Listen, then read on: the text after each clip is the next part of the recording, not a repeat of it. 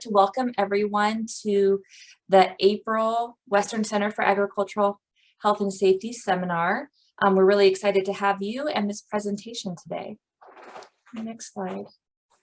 Before we get started, I'll go over a few housekeeping items.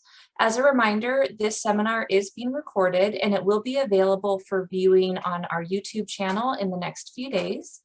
All participants are muted. And as Yahida mentioned, we have Spanish interpretation, and so you can choose English or Spanish from the interpretation language selection below. And that's that globe-like icon. You can select either English or Spanish. We also have closed captioning available, and for that you can select the CC icon below and click Show Subtitles. We will be collecting questions throughout this seminar. You can put those in chat and I'll facilitate a question and answer period at the end of the presentation. Next slide. So I'm really happy to introduce our speaker. We have Savannah Hunter here. She's a UC Davis graduate student in the Department of Sociology, and she's going to talk about identifying worker risk for valley fever in California. And so with that, I'm going to turn it over to you, Savannah.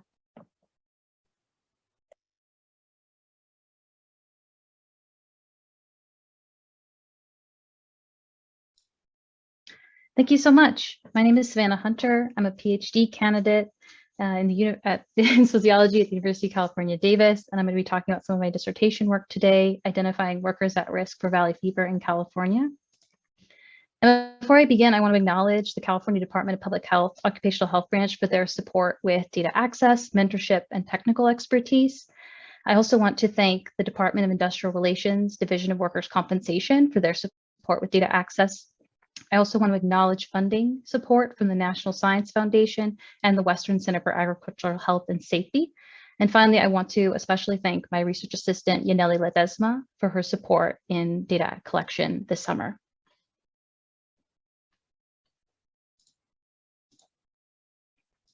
So as part of my dissertation research, I started out with a question that on the surface appears straightforward, but I think will become clear to many of you that this presentation, some of you may already know, is actually pretty challenging to answer.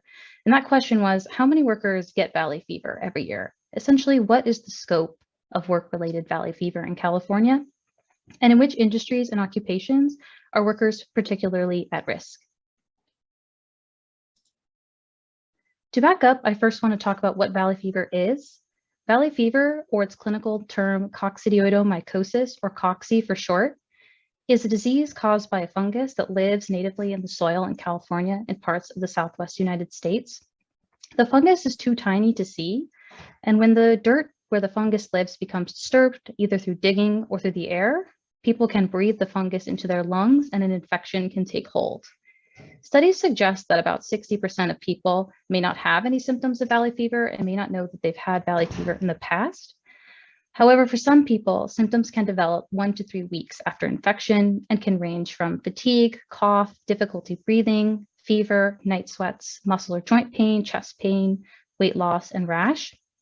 And in rare cases, about 1 out of 100, people can develop a more severe form of the infection, where the fungal infection spreads beyond the lungs to other parts of the body. This is called disseminated disease. People with disseminated disease may require lifelong treatment, and people do die from valley fever every year. Valley fever cases appear to be rising in California. This figure shows data from the California Department of Public Health's state surveillance system, which includes confirmed reported cases by healthcare providers and diagnostic laboratories. In 2019, just over 9,000 cases were reported, with a statewide incidence rate of about 23 cases of valley fever per 100,000 people. This was an 18% increase from 2018 and the highest rate ever recorded since valley fever became a reportable disease in 1995. What's not shown here is that during the pandemic, the Public Health Department also estimated that cases were around 6,600 in 2020 and around 8,000 in 2021. While these are both a decrease from 2019, both of these reported numbers are still higher than cases were reported to be in 2016. However, identifying the number of these cases that are work-related is challenging to determine because often the occupation of the patient is not reported. Research suggests that valley fever disease appears to be experienced unequally. First, valley fever cases are particularly concentrated in endemic counties in the Central Valley and the Central Coast, seen here in this figure in darker blue. While the overall rate of valley fever infection in 2019 was about 23 out of 100,000 people, Kern County, for example, had an incidence rate of over 367 people per 100,000. Rates were also higher in Kings County, San Luis Obispo County, Tulare, Fresno, Ventura, Merced, and others. Thus, valley fever is a particular challenge for Central Valley and Central Coast residents. Valley fever infections, rates of severe disease, and death are also experienced unequally by sex, race, ethnicity, and age. Disease incidence rates are higher among men compared to women, adults over the age of 40, African Americans or Blacks, and folks who identify as Hispanic or Latinx. Research also suggests that African Americans and Asian Pacific Islanders and folks with certain underlying health conditions are at greater risk of severe forms of the infection. Additionally, men, African Americans, and Hispanic and Latinx people are at greater risk of being hospitalized for the disease, and African Americans are at particular risk for the disseminated form of the disease. Finally, death rates are also higher among men and African Americans. We also know that working in jobs that involve dirt and soil disturbance place workers at greater risk of infection compared to the general population. In fact, early clinicians identified valley fever infections among migratory laborers during the Dust Bowl and members of the military who became infected while being stationed in the Central Valley during World War II. Outbreaks have also been reported in a number of occupation and industries, including construction, the military, archaeology and biological field studies, wildland firefighters, and even among film crews. Additionally, cases among workers and prisoners who are located in correctional institutions has also been reported. And work has documented cases among agricultural workers. Finally, accidental outbreaks in laboratory settings is also common. Most work-related outbreaks in the past have been reported due to direct engagement with the soil. However, cases among workers who are stationed in endemic places and accidental laboratory outbreaks have been reported. However, identifying the scope of work-related valley fever in California is really challenging. First, as I mentioned earlier, broader disease surveillance often doesn't include occupation information about the patient. Additionally, location information that is available is about where the patient lived, but not where they worked, which could be different. We also know that surveillance data likely underestimates the total number of cases. Awareness of valley fever appears to be low in California, and people may not know or think that their symptoms are related to valley fever. People with milder illness may not seek treatment, testing may not be performed, or if the individual could potentially become misdiagnosed with something else, like the flu or pneumonia, which have similar symptoms. Finally, as I reported on the previous slide, we do have data on past outbreak investigations when cases tend to cluster. I decided to approach the task of identifying the potential scope of workers at risk for valley fever in occupations and which industries they may be at risk of in using two different approaches. First, I gathered claims from workers' compensation. Workers' compensation data are available for valley fever cases in California. Valley fever is considered compensable, which means that if a worker becomes ill with valley fever during the course of their job, they can file a claim with workers' compensation. However, this is not the case in Arizona. According to my research, valley fever has been compensable in the state since at least 1940. However, in Arizona, a court case ruled in 1983 that valley fever cases would not be considered compensable in that state. Das et al. In 2012 examined workers' compensation claims for valley fever from 2000 to 2007. However, this work has not been updated in over a decade, while broader disease surveillance, like I showed earlier, has shown a threefold increase in cases since 2000. We have no similar up-to-date estimate for work-related valley fever. So my plan was to update this data for the modern day. Second, I wanted to build an archival database of past work-related valley fever exposures by systematically collecting news sources. I was particularly inspired by this report from Friedman et al. In 2008, which conducted a meta-analysis of scientific literature to systematically document valley fever outbreaks involving 2 or more people worldwide. The authors identified 47 outbreaks, half of which were work-related. However, they did not identify any outbreaks among agricultural workers. I have built a database of past work-related outbreaks reported in alternative sources, including legal cases, news media reports, and government agency reports from the Occupational Safety and Health Administration, the California Department of Public Health, and the CDC. Due to time, I'm going to primarily focus on the results from the first project today, though if there's time, I will preview some of the information about the second project towards the end.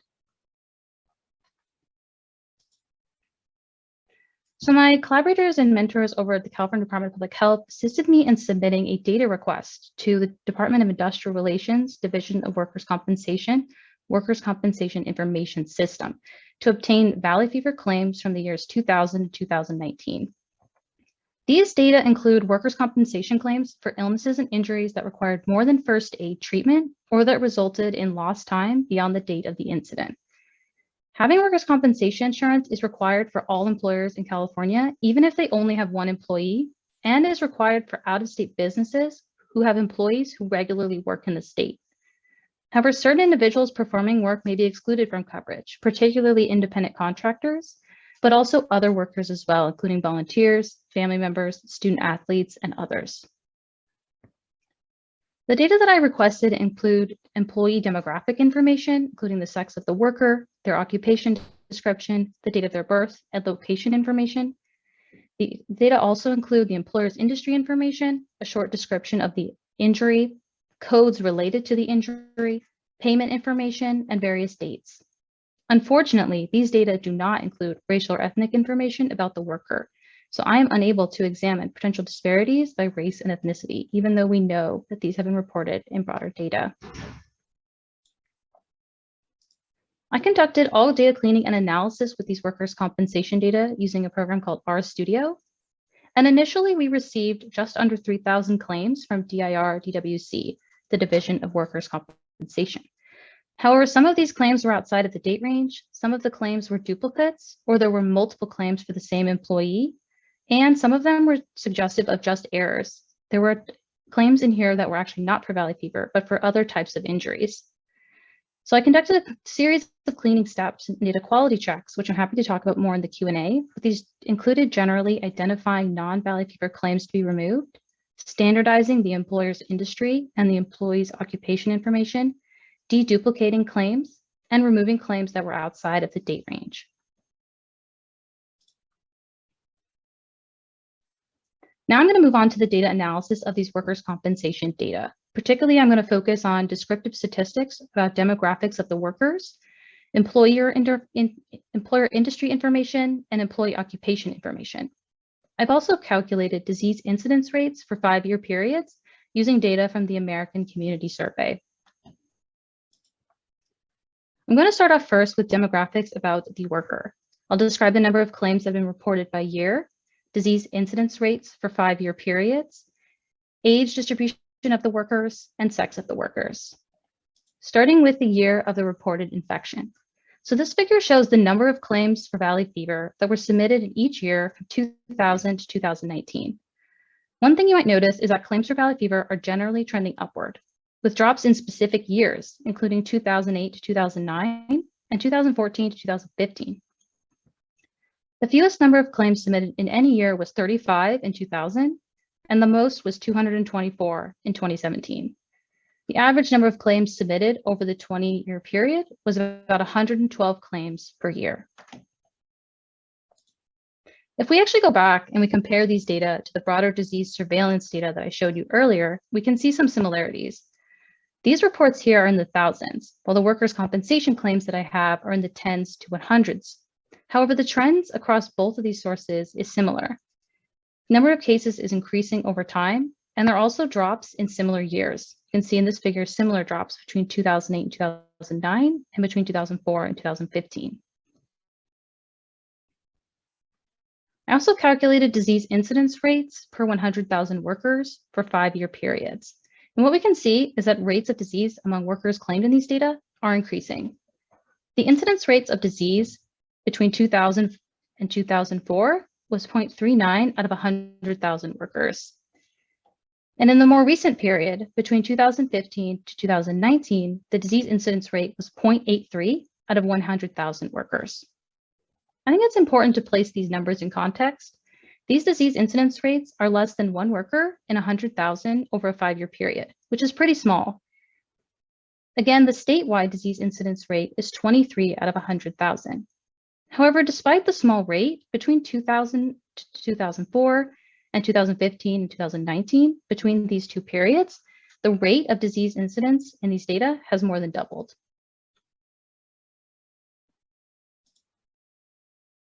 Second, I'm going to show you the distribution of age claimed in these data between 2000 and 2019. So both the average and the median age of workers who have claimed valley fever in these data is 43 years, and the ages ranged between 16 and 88. I know folks in this group are particularly interested in agricultural health and safety. I also examined the age distribution for agricultural workers, and the distribution is pretty similar. However, the agricultural workers tend to be a little bit younger, with a mean and median age of 41 years instead of 43. Finally, I'm going to talk about the sex of the workers who submitted claims. This figure shows the number of claims submitted by men and women, and these data from workers' compensation provide the sex information as a binary, male and female, with 2 employees assigned as having unknown sex. As you can see, claims from men in green outnumber claims from women in purple. In fact, claims from men make up almost 82% of all claims received for valley fever. If we compare this to previous studies, the percent of male claims in broader disease surveillance is also greater than that of women. Men tend to make up about 58 to 65% of cases in California more broadly. However, the percentage of men claiming work-related valley fever here is much higher than that. And as we go through this presentation, one of the things that I wonder is if occupational exposures may be an important explanation for why men have higher cases of valley fever than women overall. Finally, this figure shows disease incidence rates separated by men and women, with men in green and women in purple. As we can see, incidence rates for disease are higher for men compared to women, and they appear to be increasing more sharply over time. In the 2015 to 2019 period, the disease incidence rate for men was about 1.24 out of 100,000 over that 5-year period. For women, it was only about 0.34. Again, while these rates are small, both the rates for men and women are increasing over time, and they have doubled between the 2000-2004 period and the more recent 2015-2019 period. Next, I'm going to talk about the employer industry information available in these data, and these will help us to understand the types of workers who may be at greater risk of valley fever in California. I'm going to show disease incidence rates for major census industry categories. To the extent possible, I will provide more detail about the industry categories of employers, and I will show sex differences in the industries that are being claimed by men and women. First, this figure shows disease incidence rates per 100,000 worker for census industry groups. Claims for valley fever were submitted from all major industry categories. However, some of these industries had very few claims, and you can see those tend to cluster towards the bottom of this figure. The top census industries reporting claims for valley fever, the top was public administration, which is at the top of this figure with the line with the black square. Public administration had the highest disease incidence rates compared to any other industry, with a rate of 7.62 out of 100,000 in the 2015 to 2019 period. And we can see that there's been a big jump in disease incidence rates between 2000 to 2004 to 2015 to 2019. Second highest was in agriculture, forestry, fishing, hunting, and mining, which is the second line from the top with the black diamond. In the 2015 to 2019 period, the incidence rates of disease for this industry was 3.75 out of 100,000. And we can also see a steady increase over time. The third most common industry claiming valley fever disease in these data was construction, which is the third line here with the black triangle. In 2015 to 2019 period, the disease incidence rate was about 1.6 out of 100,000. Other industries included transportation, warehousing, and utilities, and professional scientific management, administration, and waste management categories. So what I'm showing you here are high-level combined census industry categories to facilitate the production of these disease incidence rates. However, one of the things I find challenging about this is that Distinct categories have been combined at this high of a level. So for example, agriculture, forestry, fishing, hunting, and mining have all been combined. In the next couple of slides, I'm going to talk about some of the most common industries reported in these data and provide some more detail about what some of these industries include. Starting with public administration. Claims from the public administration or the public sector were the most common. Over 43% of claims came from this industry. This table shows the higher level industry grouping at the top, public administration, and in parentheses you can see the number 92, which is the industry code number. Beneath that are smaller industry categories that are contained within this larger category. And what is not shown are any industries that had fewer than 10 claims to protect the confidentiality of the employer and the employee. Within the public administration industry, we can see that there are several smaller industries that make up this group. The top one being justice, public order, and safety activities. About 24% of claims come from this industry. And this industry generally includes activities like police protection, correctional institutions, and fire protection. This was followed by executive, legislative, and other general government support industries, the administration of human resource programs, environmental quality programs, and economic programs. And these categories include things like administering public health programs, conservation programs, water resource and waste management, transportation, and utility and regulation programs. So generally activities that would require workers to be outdoors. The second most common industry reported in these data was construction, with about 14% of all claims coming from this industry. And within the broader construction industry category, we can see that smaller industry categories included specialty trade contracting, heavy and civil engineering construction, and the construction of buildings. Specialty trade contracting included several different types of work in this category. Generally, these included electrical work, plumbing, site preparation, and foundation work. While heavy civil and engineering construction included things like highway, street, and bridge construction, and working with utility systems. And the construction of buildings, most of these claims came from the building of commercial construction projects. Finally, the third most common industry category was agriculture, forestry, fishing, and hunting. However, most of these claims are from agriculture. And these included about 7% of all claims in the data from this field. Within the agriculture, forestry, fishing, and hunting industries, what I've shown here are some of the most common smaller industry categories, so we can gain a better sense about what type of work the employees may have been performing. This included fruit and tree nut farming, grape vineyards specifically, support activities for crop production, which includes things like crop cultivation, soil preparation activities, post-harvest activities, and farm management services. Additionally, within this category is the farm labor contractors and crew leaders industry, which is actually an industry that supplies labor for agricultural work. Other industry categories included other crop farming, which is a little bit of a catch-all that includes things like tobacco, cotton, peanuts, and growing seeds, vegetable and melon farming, and working with domestic animals. On the far right, I've also included some of the most common insurance class codes for these industries. Insurance class codes are categories that insurance companies use to categorize businesses based on their industry and the type of work that they perform. These information can be useful to help us gain some idea of what kind of work the employee may have been performing. And the most common insurance class codes included vineyards, orchards, both fruit and nut orchards, strawberries, and truck farms. And truck farms refers to the cultivation of garden vegetables, specifically tomatoes, lettuce, carrots, onions, peas, and sweet corn. So these data provide some sense of what kind of agricultural work was being performed by employees. Finally, this figure shows the distribution of claims by industry and sex, with men in green and women in purple. Any industry that had fewer than 10 claims for either sex is not shown. What you'll notice is that male claims are the most common in public administration, followed by construction and agriculture. Public administration is also the most common industry claimed by women. And male claims outnumber female claims in all industries except for healthcare and social assistance, where there are more claims from women. Additionally, the education industry, claims from men and women were nearly equal. However, some industries have so few claims from women that they're not visible at all. including administrative support and waste management services, utilities, transportation, and mining. And this figure shows the distribution of claims by men and women in the agricultural occupation and industries on a larger scale.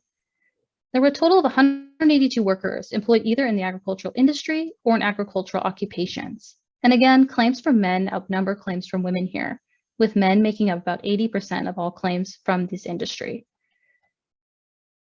If we compare this to California's Employment Development Department data, agricultural workers, around 67% are men. And so the claims here from men tend to outnumber a little bit their distribution in the population. The last area that I'm going to describe are the occupations of the workers who submitted claims.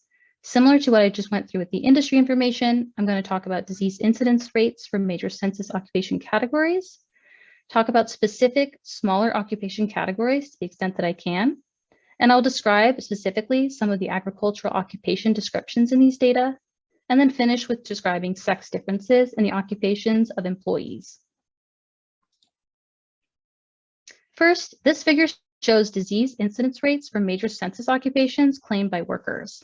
The highest disease incidence rates was in natural resources, construction, and maintenance occupations, seen here at the top of this figure with the black square.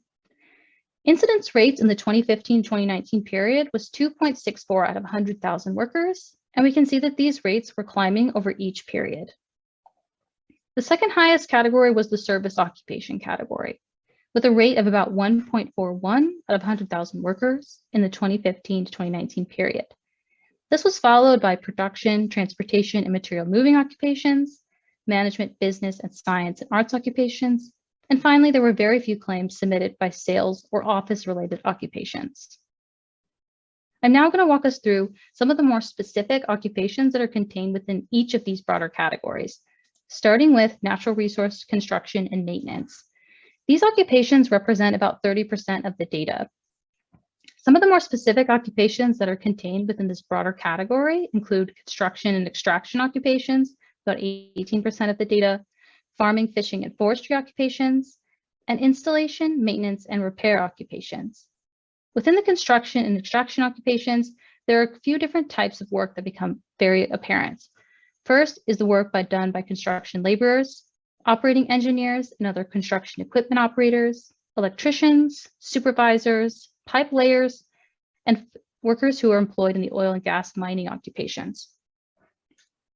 Within farming, fishing, and forestry occupations, the way that the census classifies this is it places all agricultural workers essentially into a miscellaneous agricultural workers category, which doesn't provide us a lot of information about the type of work that the worker was doing. Finally, the installation, maintenance, and repair occupations included electrical power line installers and repairers, and maintenance and repair workers in general. I decided to examine the occupation descriptions for agricultural workers myself to see if I could better classify their work than the census's kind of miscellaneous category. Across all occupations for agricultural workers, about 43% describe the worker as performing general labor. However, about 21% describe the worker as working with machinery, especially tractors, or engaging in site preparation activities like working with irrigation equipment. About 13% of the occupations describe the worker working with crops in some capacity, and about 10% describe the worker working with domesticated animals.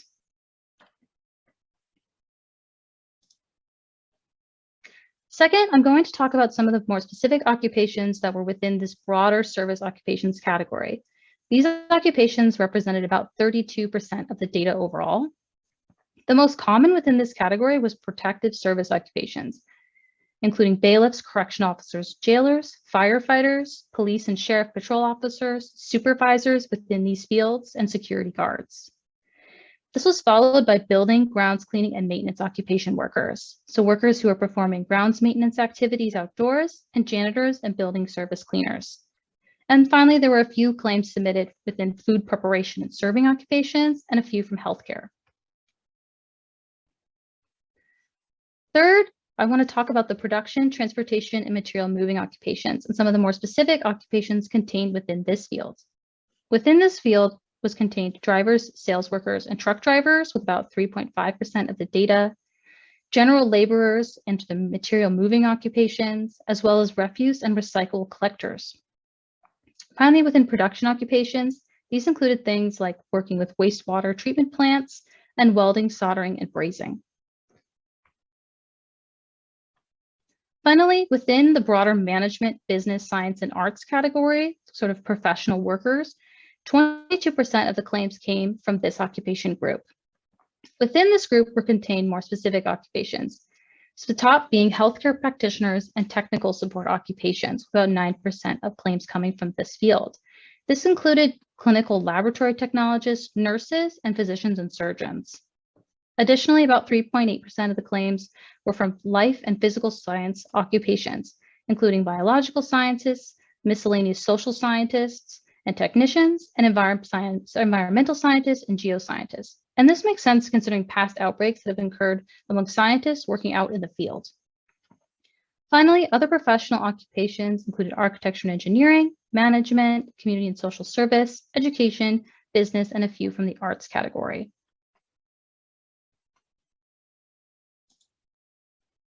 As before, this figure shows the distribution of major census occupations by sex, and any claim that has fewer than 10 claims for either sex is not shown, with men in green and women in purple. Again, men's claims outnumber women's in all occupations, except for healthcare practitioners and technical occupations, and office and administrative support occupations.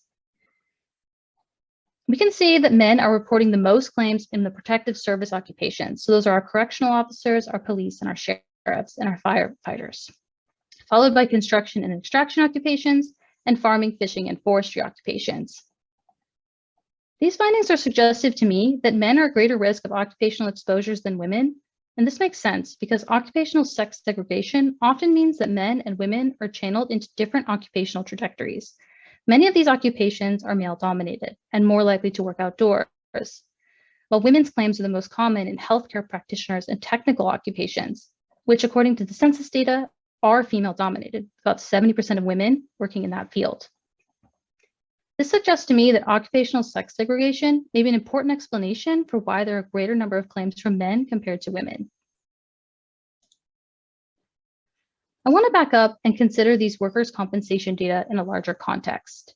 Studies suggest that 40 to 60% of eligible work-related injuries or illnesses are not reported to workers' compensation.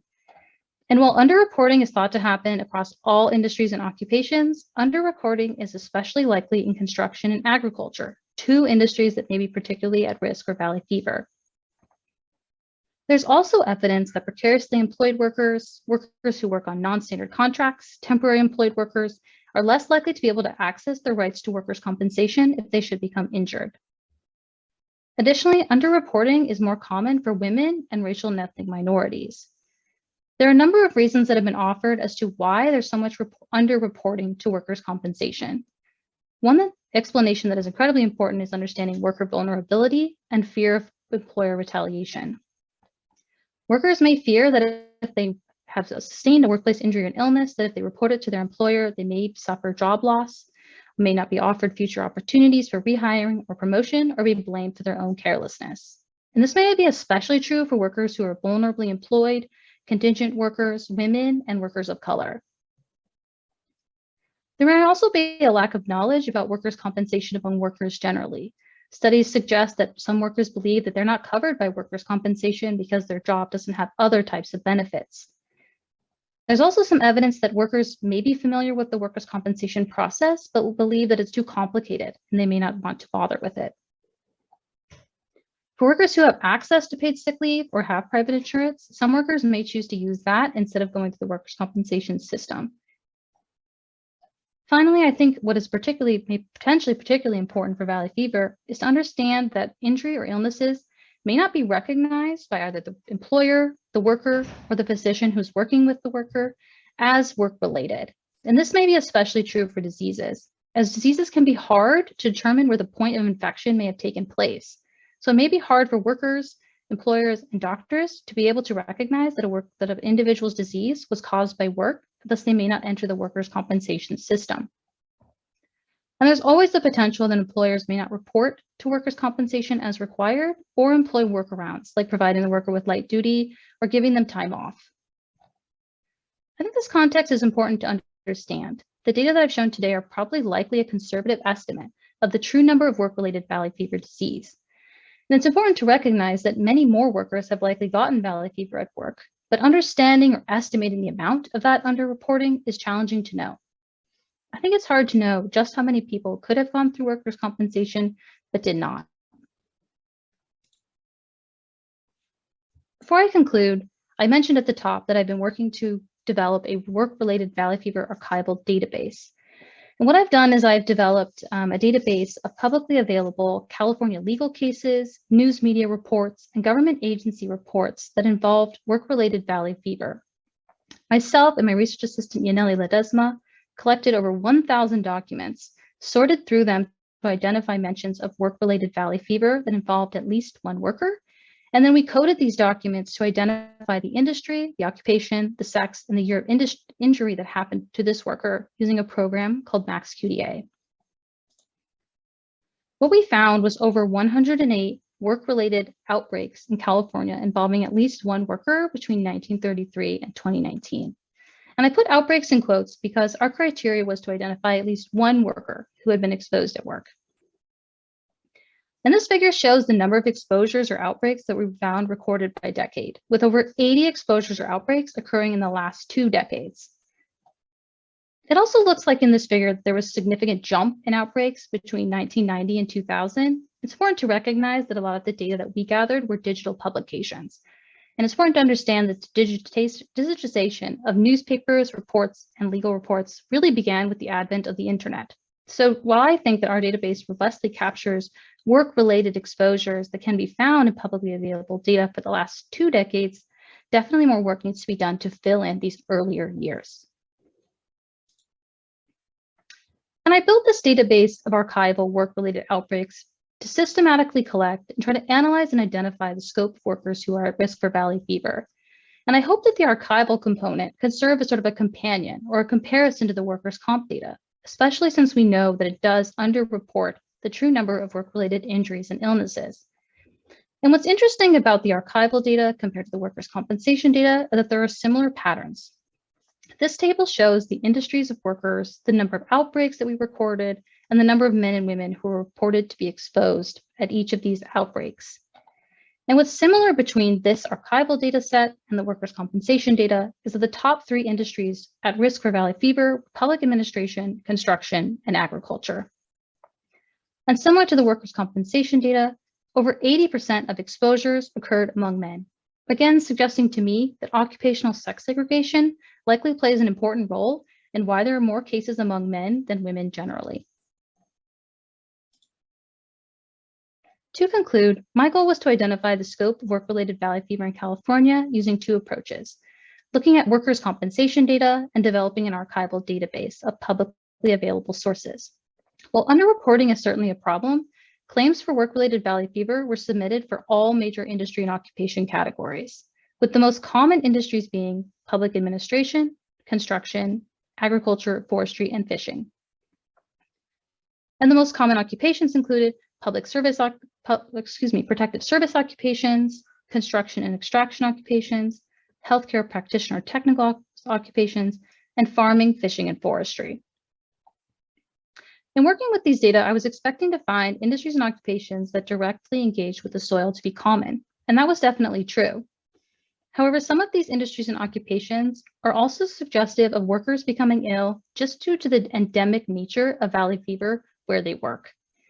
Additionally, while not shown here, my research suggests that around 3% of these claims may have involved laboratory-based outbreaks. Additionally, male claims outnumbered female claims. And I do think, as I suggested, that occupational sex segregation is a significant explanation for this. Men are more likely to work in blue-collar outdoor occupations and thus are more likely to be exposed to valley fever compared to women. And it's my hope that work will become considered as a potentially significant explanation for why a greater number of claims are reported by men more broadly. And as I mentioned, these data are likely a conservative estimate of the true number of work-related valley fever disease, although understanding or try to estimate how much of that underreporting is happening is challenging to know. And going forward, I'm continuing to work on this project, and I welcome your thoughts and suggestions. And as I move forward, I'm keeping two things in mind that I would like to do. First is to examine the severity of illness experienced in these data to eventually provide some clues on how representative these data might be. Finally, I'd really like to examine the region of where the industry reported, knowing that certain counties where valley fever is more endemic have higher rates. And I want to see if that's also true in these data. Thank you all so much for listening, and I want to acknowledge support from the California Department of Public Health, Occupational Health Branch, the Division of Industrial Relations, Division of Workers' Compensation, my mentors at UC Davis, and funding from the Western Center for Agricultural Health and Safety and the NSF. So thank you. Wonderful. Thank you so much, Savannah. That was a really great presentation, and it included so much good information that I don't think we often have presented to us about workers' compensation. So thank you.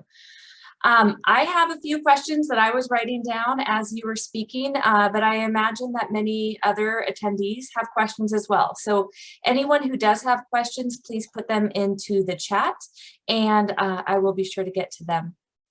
Okay, so let's see.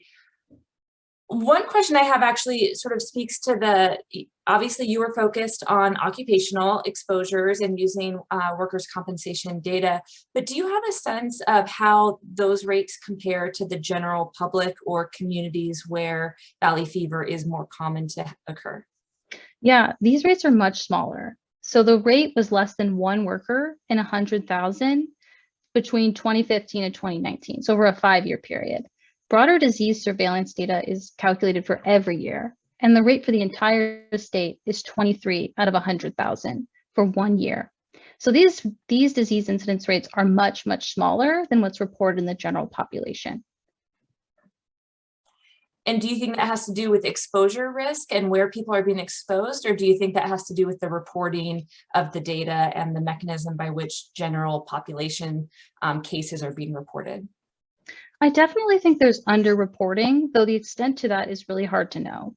Studies estimate that 40 to 60% of workplace injuries or diseases that could have been reported to workers' comp never are. And that this is actually especially a challenge for diseases, because especially chronic diseases where people may not recognize that their disease was caused by work.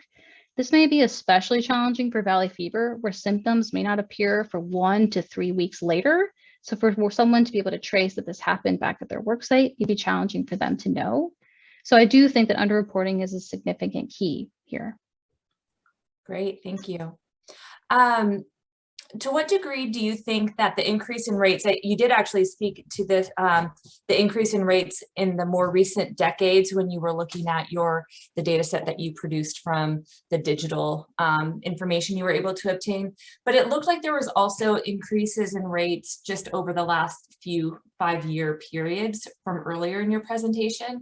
Do you think those are true increases in cases, or do you think there's also an element of just awareness and increase in reporting from a sort of public safety campaign element? This is something that I wonder too. I think it's hard to know. I think that reporting systems have gotten better. So we know that there are more cases now and more jumps because our reporting systems are better. We're catching these better. So I do think that the jump is related potentially to more people reporting, having more awareness that valley fever is something that they may encounter and that it could have happened at their workplace. Especially over the last couple of years, construction industry has come under particular focus as being a potential place workers can be exposed. And in fact, in 2019, there was a bill passed requiring training in the construction industry in endemic counties to make workers more aware that this is something that they could encounter. So these issues of awareness and reporting are so interesting to me. And I think it's hard to know like how much of these jumps are real and how much is due to awareness. Yeah, I think it's challenging to know, but something that I grapple with all the time. Yeah, no, absolutely. Thank you. And I am glad to see that there's increased awareness and people are being educated and informed about it more regularly. Okay, as a reminder, feel free to put questions into the chat. Another question I had was, moving from research to practice and thinking about how your findings can inform behavior and whether it's training or practice on farms in agricultural settings, although this would be true for construction as well. And so what steps could employers or workers take to protect themselves? That's a good question. So we definitely know that watering the soil is key to preventing dust from becoming airborne in the first place. If people cannot breathe in the dust, then they're less likely to become infected. So keeping soil down, keeping it watered is really important. There's also been suggestions that we should stop working on windy days because, especially in endemic areas, if the wind is blowing, there could potentially be spores in the air. It may not be safe to work outdoors. Additionally, workers can work in closed cabs to shut the doors and to have filters in place within their tractors or their other types of equipment that they're using to prevent those spores from coming into their workspace. And then as a last resort, wearing N95 or better masks to prevent spores from entering the worker as well. So it's important to know that workers should be fit tested by a medical professional before they should wear those. That's great. I was actually going to ask. So an N95 respirator would be protective against the cocci spores. Well, no one has tested this specifically, at least that I know, because I think it's unethical to potentially, put someone in a mask and put spores in the air and see does it protect them or not. I think that the recommendations are that they can filter out small particle size, and that, we should be doing everything we can to prevent them. Though I don't know if there's been a scientific study that could say, yes, this will protect you to X degree. Okay, great, thanks. A question from the audience has to do with wildfires and whether or not the increasing rate of wildfires in California and whether or not those might expose workers to the additional risk of valley fever because many are continuing to work during wildfire events. Any thoughts on that? I'm not sure about that. I've wondered about that too, and I've heard this question before. I know that there have been investigations among wildland firefighters, and my understanding is that one of the reasons why firefighters may become at risk of valley fever is because they are actually digging fire lines, so they're engaging with the soil directly. So I don't know necessarily if fires themselves may make valley fever worse, but potentially the type of activities that those workers are performing could potentially put them at greater risk. I had a similar question at, looking at sort of the trend line on some of your graphs earlier on. Do you know if other weather or climate related trends have an impact on the frequency of exposure to valley fever, for example, droughts or wet years, sort of that flux that happens? This is something that I've heard, and I had asked some of my mentors at CDPH, why are there these drops between 2008 and 2009? In 2014, 2015, and they see in my data, and they're also evidenced in the broader surveillance data. And I don't know that we know for sure, but I think that theory that potentially, the valley fever spores are really good at surviving drought, that they can last longer and potentially outlive other kind of competitors in the environment. And then when we enter in a rainy season again, that this fungus can sort of soak those up, proliferate, and then infect people to a greater degree. I think that is a potential theory for kind of why there are these kinds of ups and downs. Great, thank you. Okay, so public administration was the highest on the list. And I think that's in part probably due to the different types of occupations that fall in there and the frequency of just being outside and around the spores. But also a question from the audience has to do with whether or not there just might be higher familiarity with workers' compensation and the public protections that are afforded to people who are likely working for localities, cities, government of one kind or another. Yeah, thanks. That's a really good question. So underreporting to workers' comp happens in all industries, but it is believed that public sector workers access workers' comp better than workers in the private sector because they do tend to have more awareness that this is available to them, and also tends to be more of a supportive environment where workers feel safe being able to access workers' comp without fear of retaliation. Added to that, we know that unionized workers are also more likely to be able to access workers' comp, and in the state of California, something like 83% public sector workers are unionized. So I do think that part of that that bump in the number of public administration is definitely related to workers who have a little bit more power to be able to access workers' comp. Absolutely, which is really important. And I think that one thing that I wish wasn't the case is that that occupation code is also so often missing in the claims or in the publicly available reporting systems that CDPH for different kinds of diseases. And so getting that occupation is critical. And then obviously workers' comp has it a little bit more clearly, but has other underreporting challenges. Yeah, definitely. Okay, we have a comment from someone at CDPH who is or someone calling out the large public awareness campaign that CDPH did several years ago. And I know that they do have many resources online, and we can try to put those in the comment field on the video when we publish that.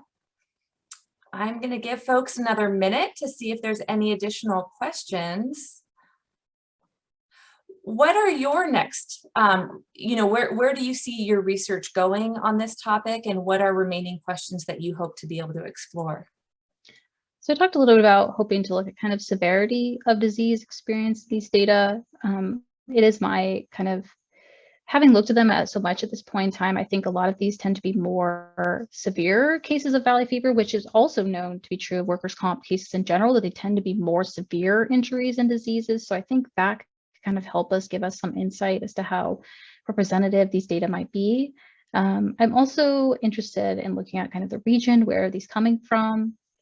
I'm also interested in, the extent possible, kind of looking at payment information. We do have information about how much workers were compensated. Being able to kind of look at that to some degree, I'm interested in that as well. That's great. A question back to sort of the climate and weather topic. It sounds like there's some uncertainty to the degree to which climate and weather impact the frequency of sort of these outbreaks occurring, but how would you guess or hypothesize that climate change might impact valley fever rates in California? There's a paper by Goris is the last name, and this paper was about climate and valley fever, and they were predicting that with kind of a changing climate, increasing number of droughts, then followed by rainy seasons, that valley fever may be particularly able to thrive, that will be able to kind of outlive other agents in the soil and potentially be able to thrive. So I do think there's a climate component here, though it's not necessarily my area of expertise. Sure, thank you. And related to workers' compensation, do you know whether or not were you able to look at any data related to denials of workers' compensation claims related to valley fever? That's such a good question. These data don't have a field that says denied or accepted, which is so strange to me. But that's another reason why I want to look at payment information, because if we can make the assumption that the worker was paid, then I guess we can assume that their claim was accepted. And so maybe that would give us some insight here. So these claims that I presented today are all the claims that have been submitted, and I can't necessarily know which ones have been accepted or denied. And there's a lot of complexity and a contested nature to claims getting accepted or denied. So I think presenting all of them is really important. Whatever their outcome might be is a little bit of a black box that's negotiated between the worker and the claims insurance and all of that. So these claims do not say quite clearly if they've been denied or not, but I'm hoping that the payment information can give me a little bit of knowledge in this area. Interesting, that's great, thank you. And so the workers' compensation this is maybe for anyone else who might not know all the ins and outs of what the data include. The workers' compensation is all from state fund and the state-run program, or are you getting it from insurance companies? Does it include sort of the universe of workers' compensation claims? Yeah, so my understanding is that claims or insurance companies submit these claims to the state, and then the state holds these data, and then we requested the data from the state. So these are all claims that are supposed to be submitted to the state's data set. Great, thank you for clarifying that for me and anyone else who needed it.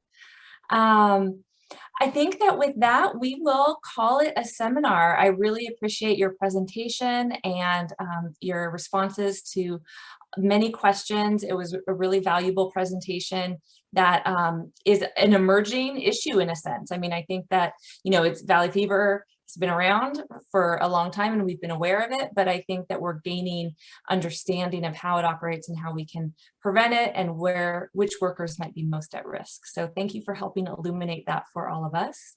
I'd like to thank everyone for joining us today. Please register for next month's seminar. It's going to be held on May 2nd. We hope to see you there.